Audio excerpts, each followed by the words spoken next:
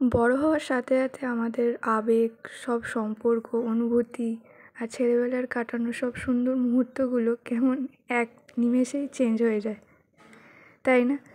তো ব্লগ শুরু করার আগে হঠাৎ এইভাবে কেন কথাটা বললাম সেটা একটু পরেই বলছি। তো তার আগে ব্লগটা শুরু করা যাক।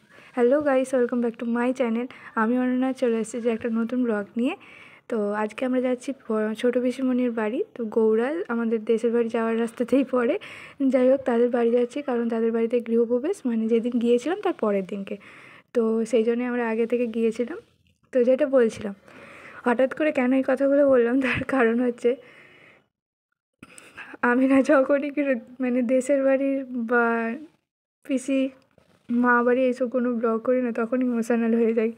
তো যাই হোক, ওসব ছাড়ো।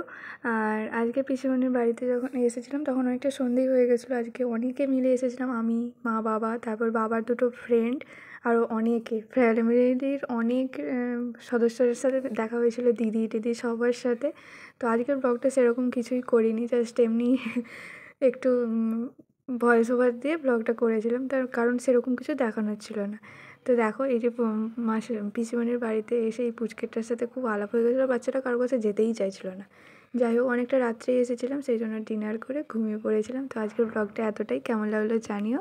দেখা হচ্ছে পরের ব্লগে। টাটা।